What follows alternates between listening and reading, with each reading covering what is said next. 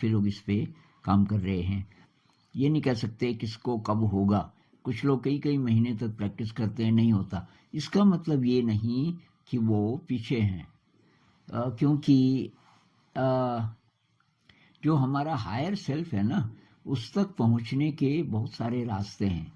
मैं न्यूरोलॉजी की भाषा में बोलूं तो जो ब्रेन की वायरिंग है, अगर हम ये कहें कि लूसिड ड्रीम के लिए कोई विशेष प्रकार की वायरिंग चाहिए, बहुत एडवांस्ड टाइप का कोई ब्रेन होगा, वही लूसिड ड्रीमर हो सकता है।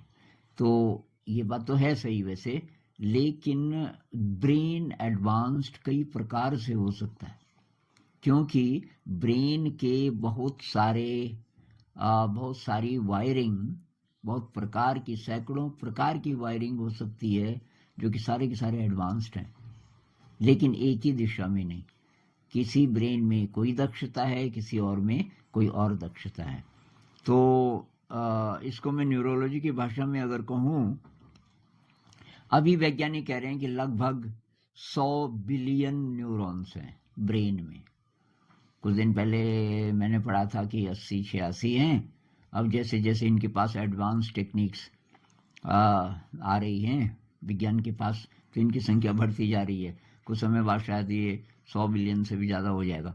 100 बिलियन न्यूरॉन्स, और हर न्यूरॉन दूसरे न्यूरॉन के साथ 10,000 तरीके से कनेक्ट हो सकता है। एक न्यूरॉन दूसरे न्यूरॉन से एक ही तरीके से कनेक्ट नहीं होता, बहुत प्रकार से हो सकता है, 10,000 प्रकार से। तो कुल मिला के कितने प्रकार के ब्रेन्स हो सकते हैं? 100 बिलियन को 10,000 से गुणा कीजिए, तो 1 गुणा 10 की पावर 15, 10 रेज़्ड पावर 15, उतने प्रकार के, क्योंकि इतने प्रकार के कनेक्शंस हो सकते हैं ब्रेन में, तो मतलब उतने प्रकार के ब्रेन्स हो सकते हैं। तो एडवांस्ड ब्रेन का क्या स्ट्रक्चर है वो आप देखने लगो तो सैकड़ों ऐसे स्ट्रक्चर होंगे जो एडवांस्ड हैं, लेकिन अलग अलग फील्ड में।